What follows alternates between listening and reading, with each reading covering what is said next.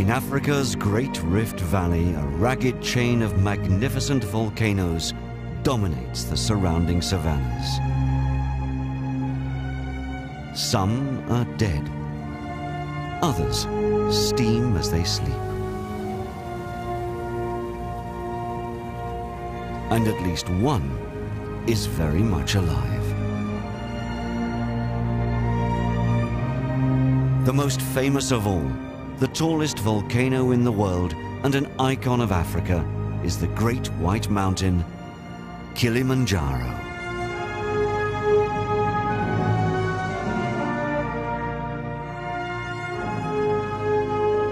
Snow and ice so near the equator fires the imagination, but Kili's pure white summit may soon be a thing of the past. The glaciers at the top are steadily shrinking. If the life-giving water runs out, will the mountain and all that lives in its shadow die too?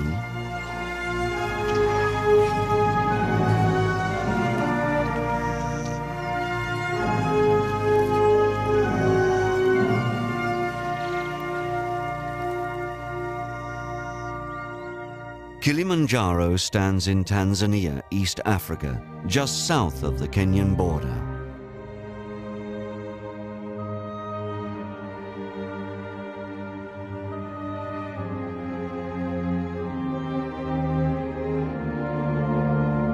Kilimanjaro is a colossus, the largest freestanding mountain in the world. It cannot easily be brought to its knees. 3 degrees south of the equator, Kili rises to a height of nearly 6 kilometers.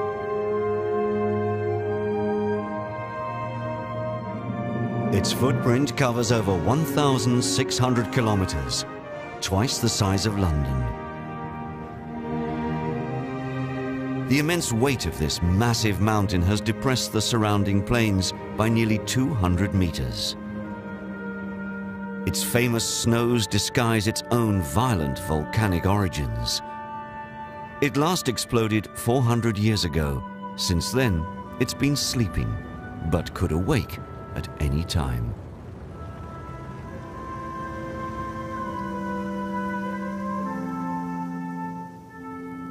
Kili may be slumbering, but not far away, Eldonyo Lengai, the Maasai's sacred mountain of God, still breathes fire.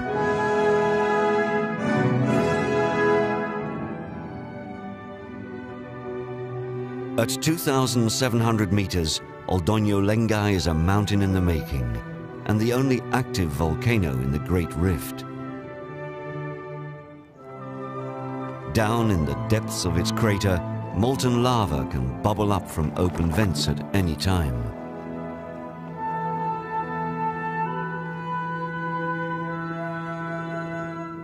The hot black magma turns an ashen grey white as it cools and solidifies.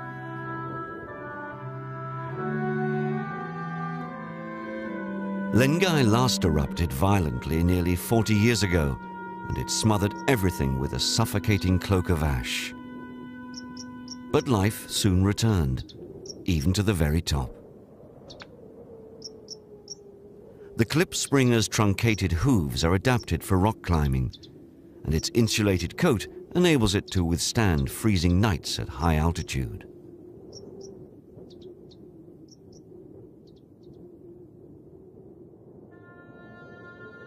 Mount Meru erupted 80 kilometers to the west of Kili. Although it appears a young volcano with a near-perfect cone, Meru was once taller than its neighbor. Today, at just over 4,500 meters, it's a mere relic of its former self.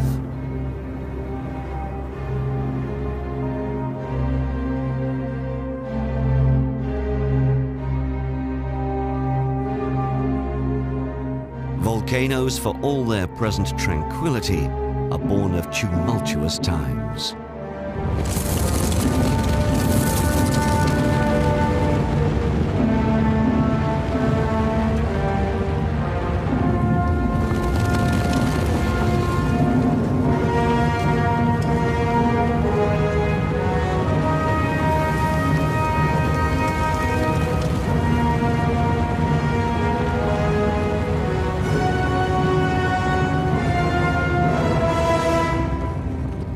Kili lies on an intersection of major fault lines in the Rift Valley.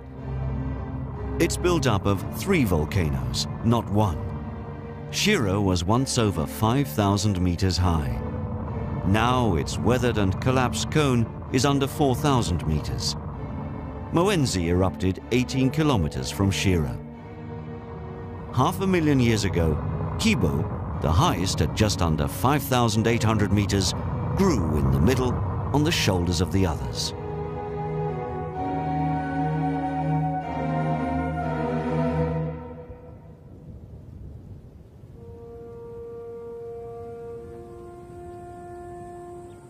Of all the animals living in the shadow of Kilimanjaro, none is more associated than elephants.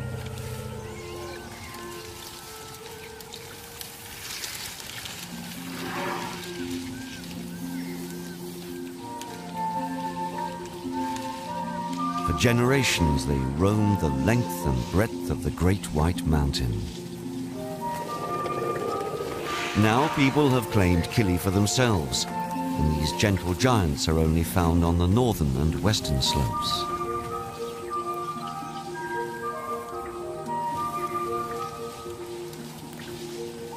Today, their main stronghold is Amboseli National Park, just over the Kenyan border below the northern foothills.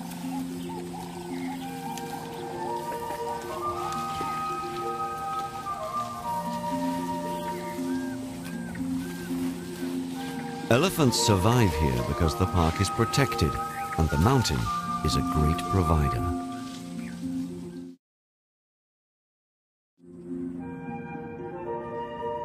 Kilimanjaro is so big it creates its own weather system.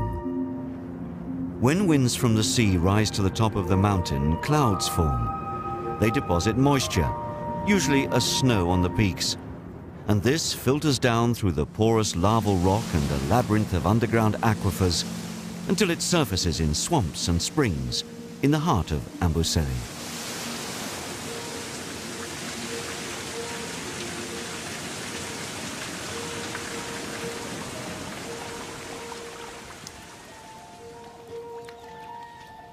Where there is water, there's life.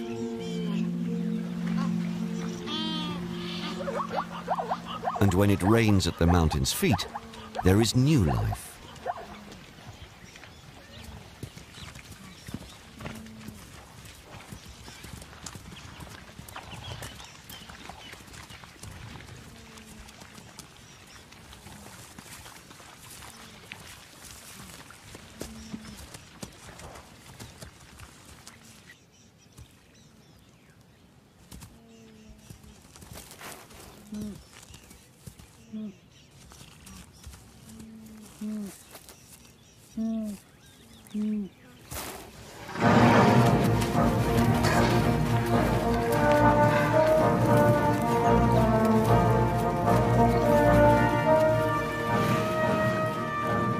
Not a lot makes a mature elephant run.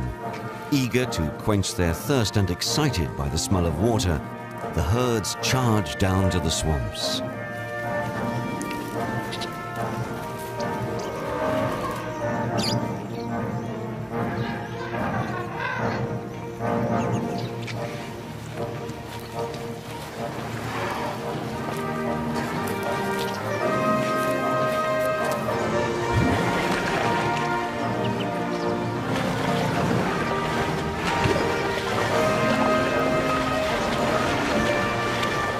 Water is central to the lives of the Amboseli elephants. Given a choice, they like to drink every day and can swallow 11 liters of water at a time.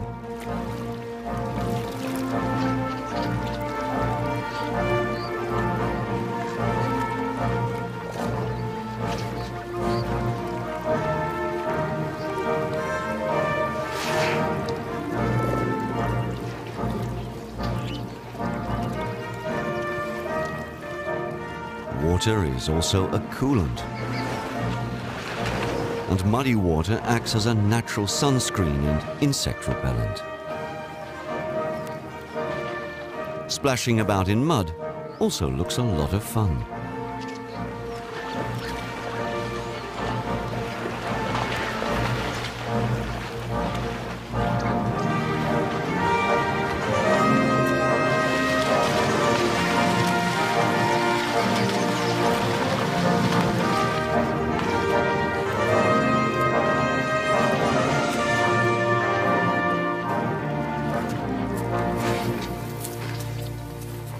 Egrets feed at the feet of the giants. They eat insects and perhaps reduce the number plaguing the elephants.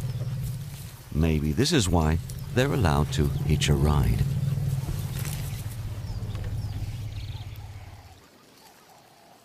It's almost as if each bird has its own steed.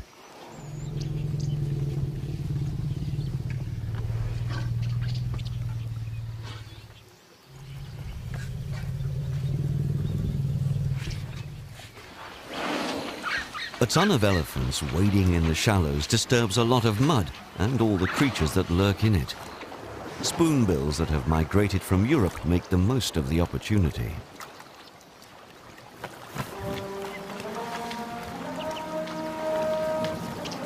Elephants cross to islands in Ambosellis swamps. They're good swimmers.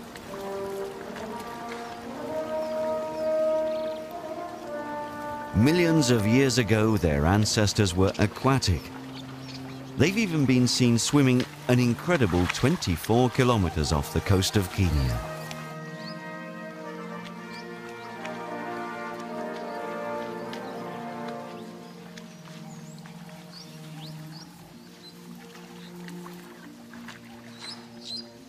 An elephant's trunk is its most versatile tool.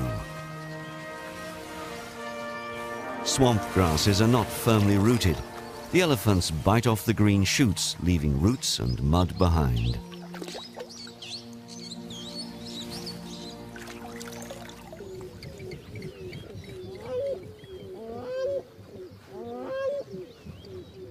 Crowned cranes coincide their breeding season with the coming of the rains.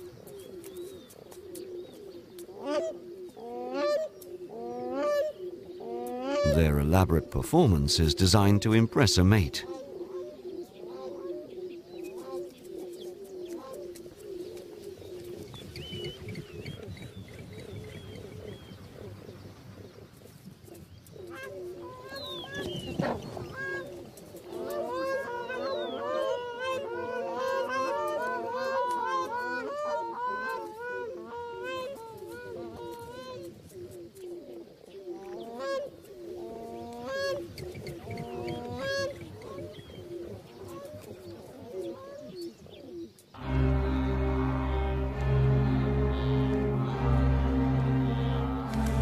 Following the rain trail of the mighty herds.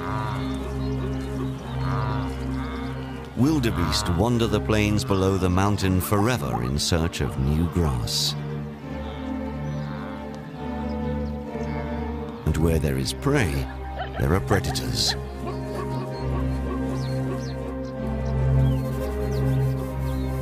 Although success is not a given.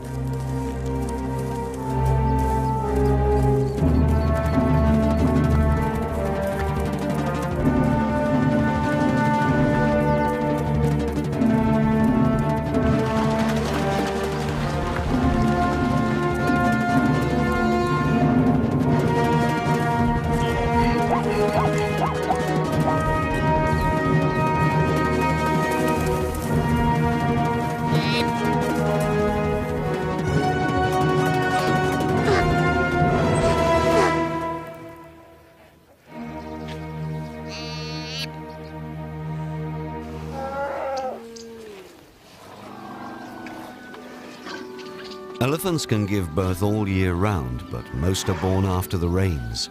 This tiny baby is newborn. It's still unsteady on its feet. Its mother is anxious to join the rest of her family. And here's the reason why.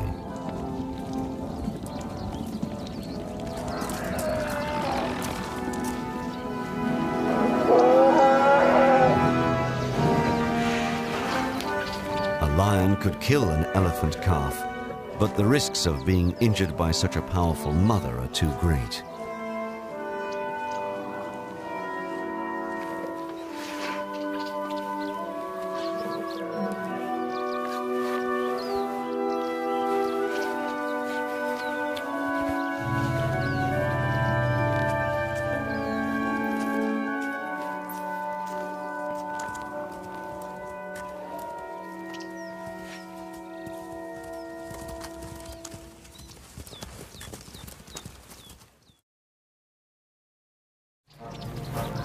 In years of plentiful rainfall, great gatherings of over 600 elephants congregate in Amboseli swamps, forming one huge and spectacular herd. For the adults, it's a time to meet up with old acquaintances and new babies. For the youngsters, it's an important time to learn by watching the adults and socializing with others of their own age. It's like one big elephant festival.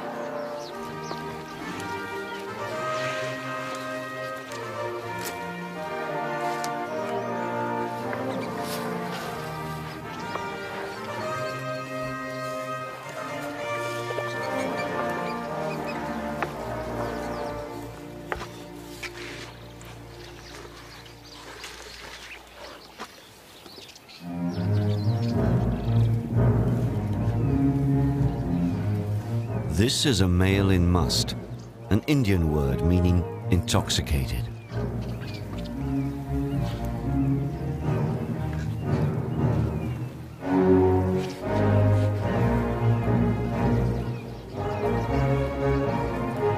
Flooded with testosterone, a must male's prime objective is to find a mate.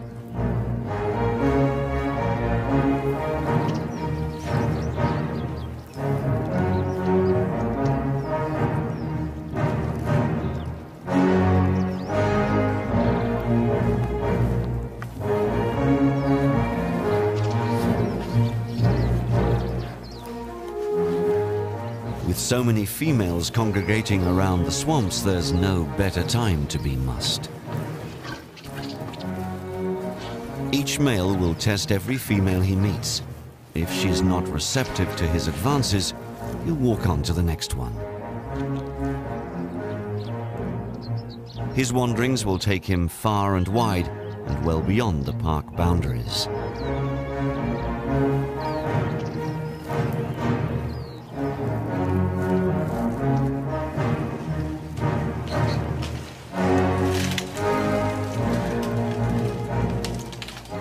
Elephants cannot survive on marsh grasses and reeds alone. They leave the protection of the park to browse on trees.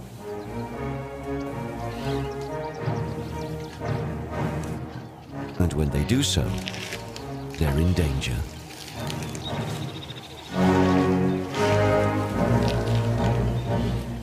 And it's not just men with guns that are a threat. This female returned to Amboseli's swamps with a seriously swollen leg.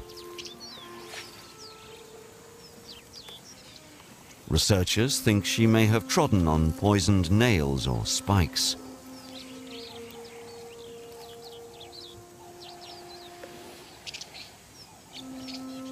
She's been limping for months, but fortunately she's slowly getting better. Another female was not so lucky. The infection in her foot led to septicemia, and she died of blood poisoning.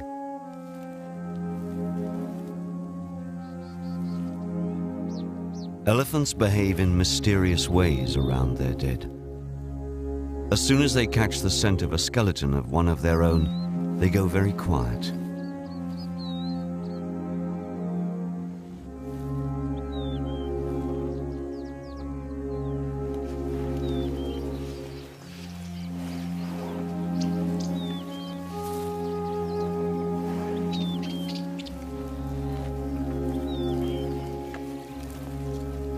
No one knows why they stroke or pick up the bones.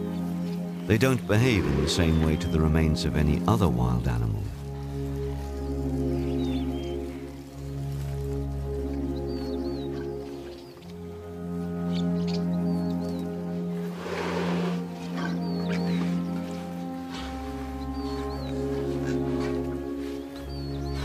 We'll never know what's going on in their heads, but they do seem to have some concept of death and recognize what was another of their kind.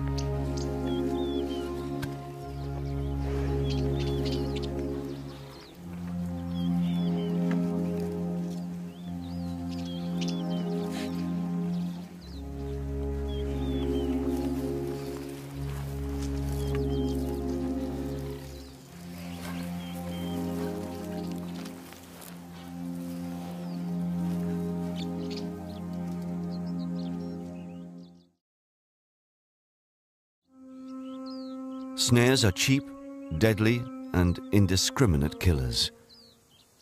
They're set to catch small animals for the illegal bushmeat trade, but they trap anything that steps in them.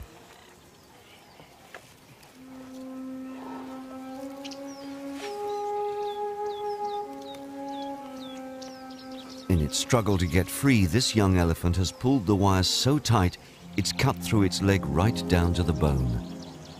Unless the snare is taken off, this baby will die. Kenya's Wildlife Service has a policy of only treating animals suffering at the hands of man.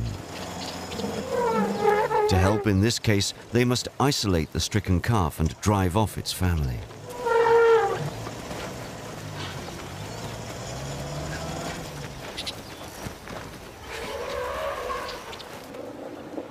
The little killie elephant has been darted, and the snare is being removed.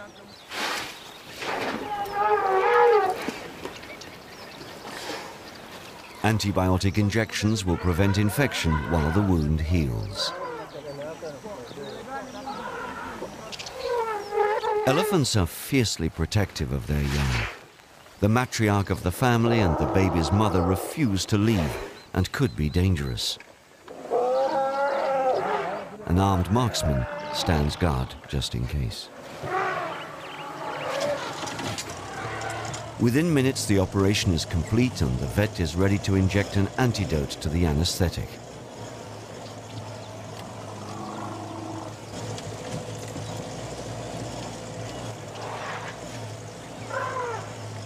Although very frightened, the family stay as close as they dare.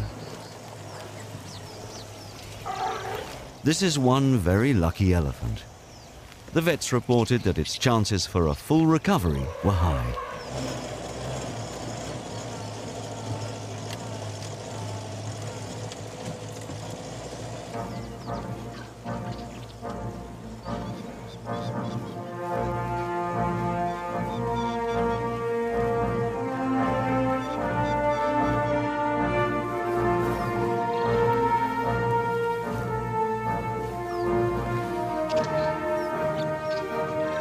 By mid to late afternoon, the herds begin a march that will take them well beyond the park boundary.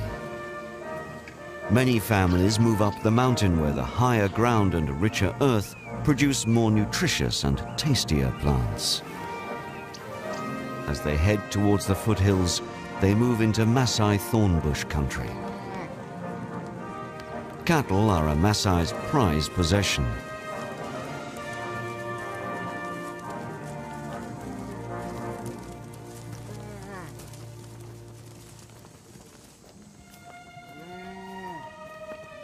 As long as no elephant kills a cow, the Maasai accept the wild herds grazing alongside their domestic animals.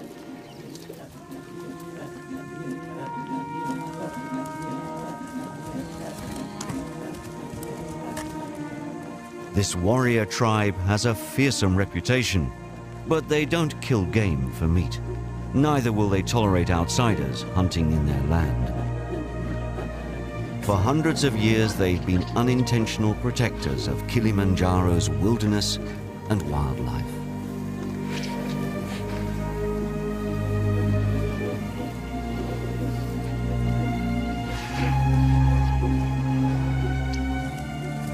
However, when rinderpest killed thousands of Maasai cattle, the tribe was weakened, and this allowed an invasion of strangers, including hunters and poachers.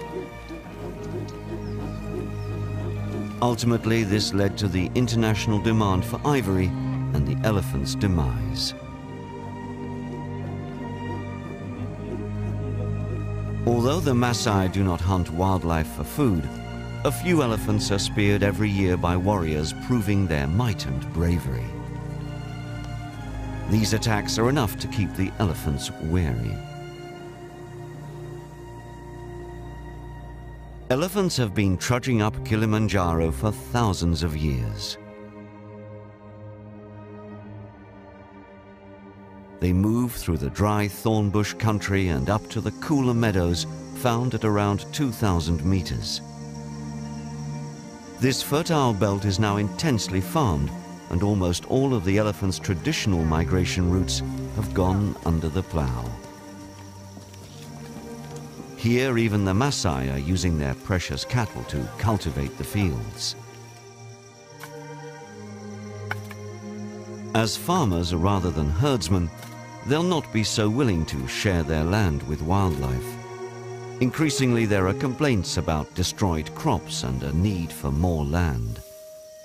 There is one narrow corridor left through which the elephants can move up to the forest, but without good incentives to keep a safe passage open, how long before people look to the corridor to feed an ever-growing number of human mouths?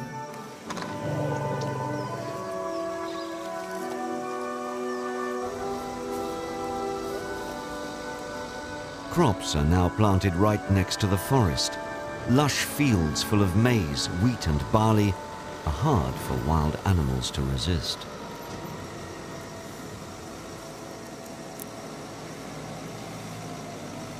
Blue or Sykes monkeys cannot resist such sumptuous fare.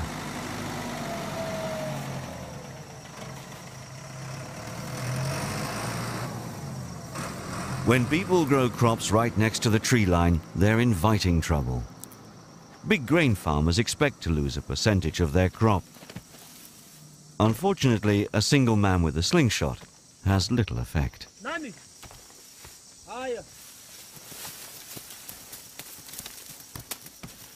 Monkeys are intelligent. They'll simply hide in the trees until he's passed.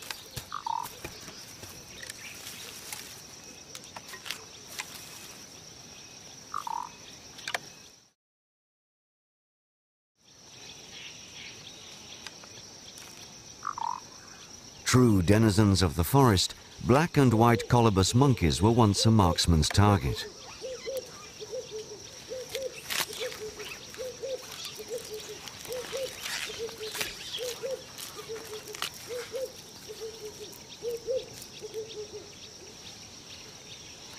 Only 50 years ago, capes made of their silky black and white coats were coveted by the rich and famous.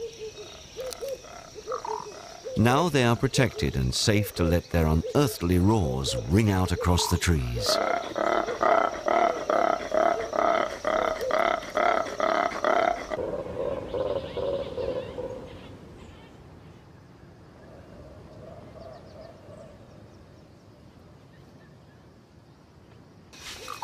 The canopy is the monkey's highway in the forest.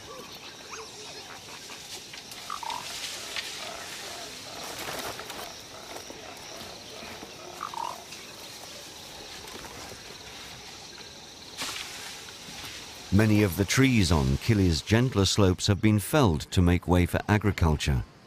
But between 2,000 and 3,000 meters up the mountain, there's still some rainforest left.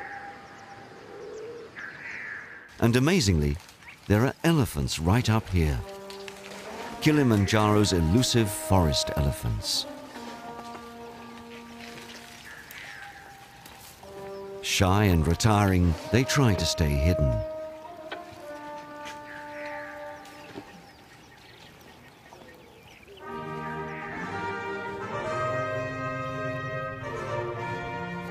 They're not a different species from the Amboseli families, and the two types occasionally meet when their paths cross.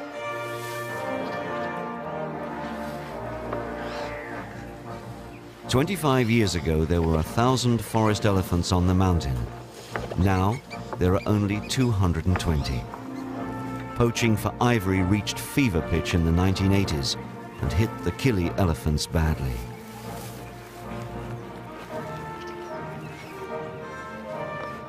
Salt is one thing that will entice even the most retiring animal out into the open. Minerals are in short supply on the mountain. They get washed away.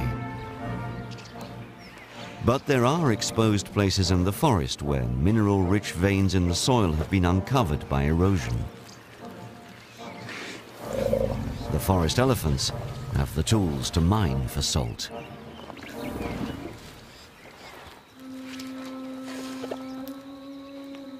Above the forest, in a panorama that conjures up images of goblins and elves, tussock grasses and tree heathers dominate the landscape.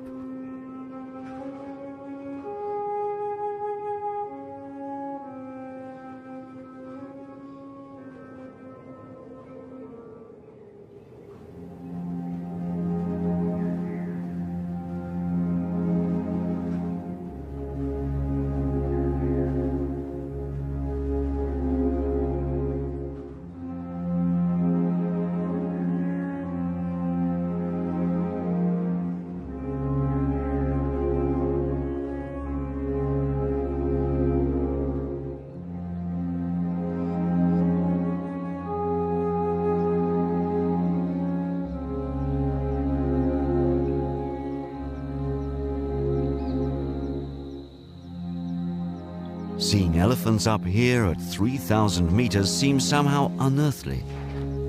Yet surprisingly for such big animals, they can achieve great heights.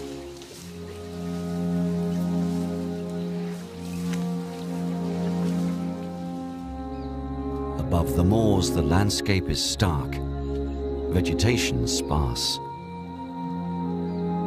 This is an unforgiving alien world. Here at 4,000 meters, Kili's high plateau can't sustain most large animals. Only the tough and remarkably adaptable eland can eke out a living.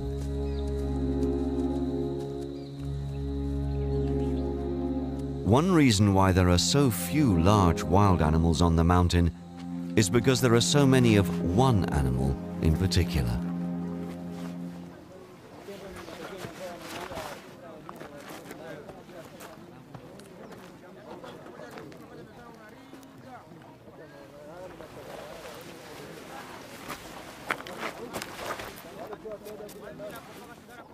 Conquering this mountain is the dream of many visitors to Tanzania, and about 20,000 hikers climb it every year. Rubbish was a big problem, but now most of the tour organizers abide by the motto, "Leave only footprints."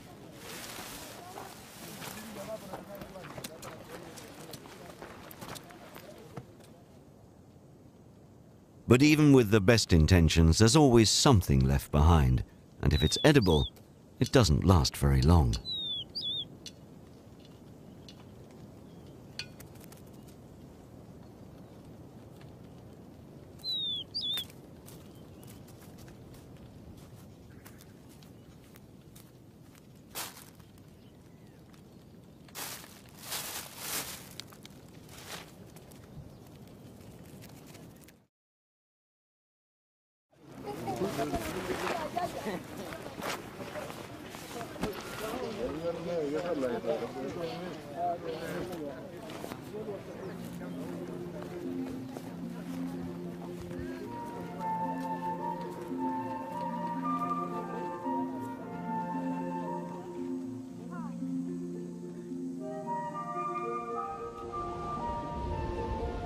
Sudden changes in cloud cover and wind force can cause a drop of 20 degrees in as little as 30 minutes.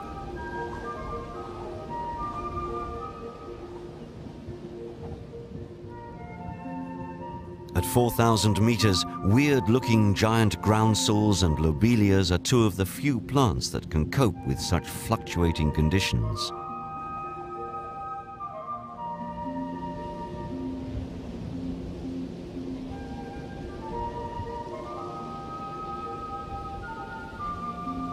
After a night spent tightly closed, lobelias open like a new flower to greet the rising sun.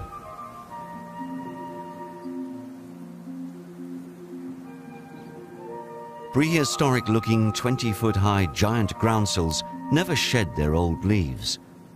Instead, they fold down around the trunk to form a shaggy, insulating lagging, which prevents ice forming inside the stem. The incredibly giant lobelias are related to the popular plants that people grow in hanging baskets in their gardens. The tall flowers of giant lobelias grow to 1.5 meters in just a few weeks. Living in a land of fierce winds, these plants rely on birds to pollinate them. The sunbird's long bill and tongue gives it a great advantage in reaching the nectar at the base of each flower. As they sip the nectar, even the chicks do their part in pollinating the flowers.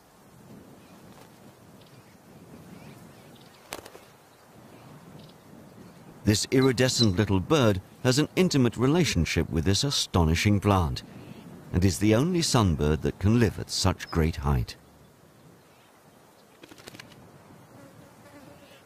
Many insects attack giant groundsels and lobelias. Little grubs and flies infest their leaf rosettes. It's thought that the sunbirds come as much for them as for the nectar.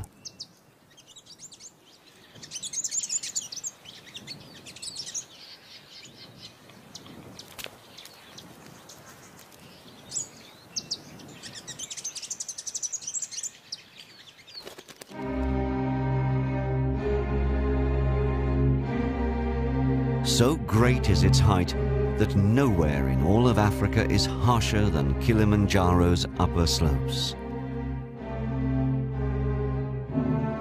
It came as a great surprise to the famous explorer Wilfred Thesiger to encounter wild dogs at 5,800 meters.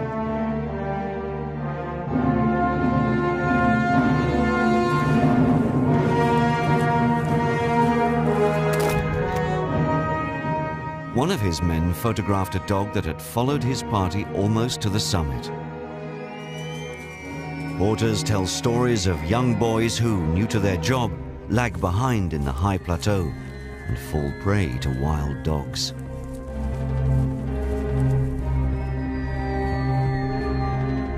And it's possible these aren't just fanciful tales. There was a report in 1979 of a lone porter being chased by a small pack. It said tourists rescued him, but not before he lost his little finger to snapping canine jaws. Agile dogs are one thing, but a lumbering elephant up near the top would seem impossible. Yet a sun-bleached elephant skeleton was found years ago at 4,500 meters.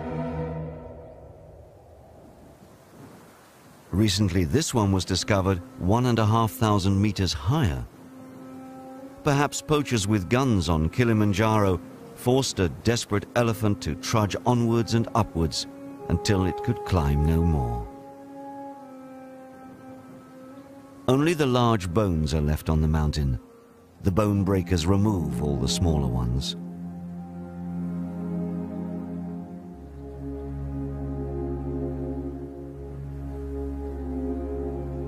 Lammergeiers, or bearded vultures, Africa's largest birds of prey, eat bones. Food is so sparse on these upper slopes that the mountain can only support a few pairs.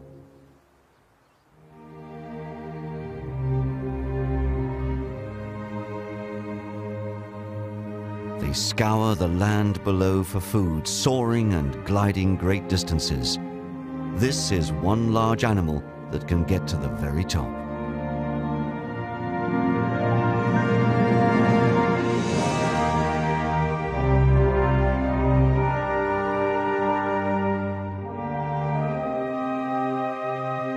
The crater at Kilimanjaro's summit stretches over half a kilometer across.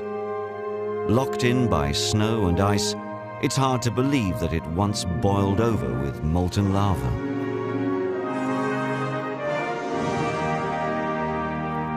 For now, the giant slumbers, but the soil in the crater is hot enough to warm frozen feet.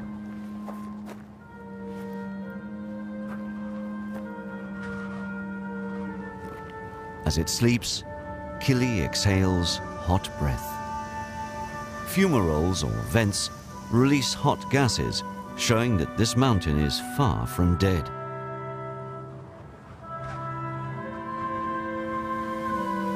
Sulfur and carbonate residues from active vents fetch a good price in the villages below. This rare and hard-to-come-by crater salt is used to induce a miscarriage, and in minute quantities, it's said to cure a colicky baby. Local tribes speak of aged elephants ascending Kili to die by hurling themselves into its crater, denying poachers of their precious prize.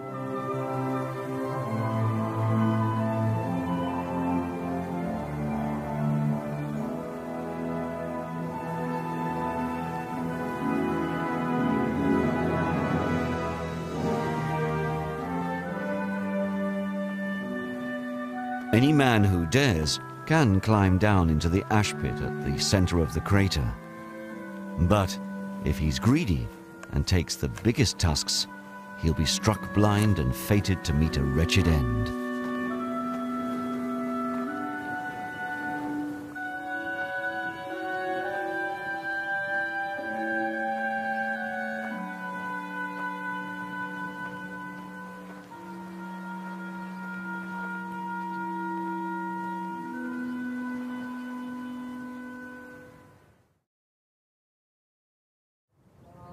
No elephant graveyard has ever been found, but there is evidence of a broader deterioration. Nothing is immune to the forces that shape our planet. Even the 2.5 square kilometers of glaciers right at the mountain's peak. In these frozen, oxygen-starved heights, it's hard to believe that the equator is just 3 degrees to the north, and the scorching plains are just a few kilometers down below.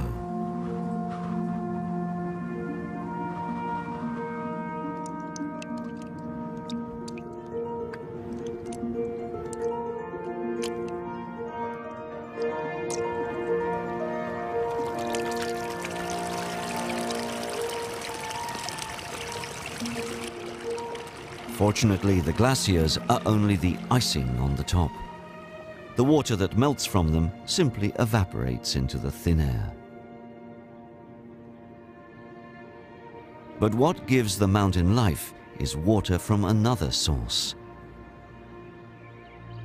It's the forests that are essential. This lush belt of trees absorbs rainfall and moisture from the clouds. The mosses and lichens that cover everything in the forest act like a living sponge.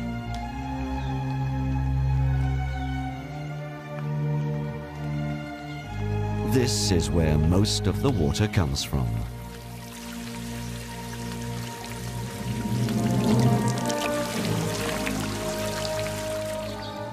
Destroy the forests and Kilimanjaro will be laid bare. Then its slopes and surrounding plains will wither, and everything living in its shadow, including its most valuable and vulnerable animal, will suffer.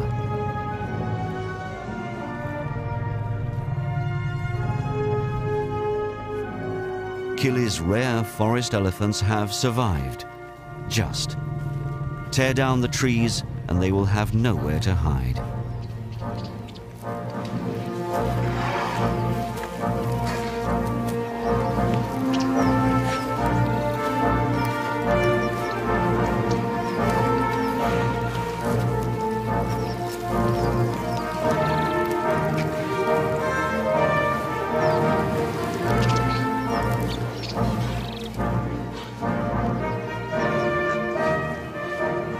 But the elephants don't have to disappear with the glaciers.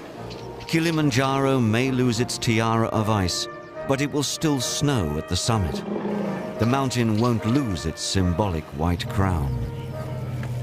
As long as the forests remain intact, the Great White Mountain will continue to give life to all that lives in its shadow.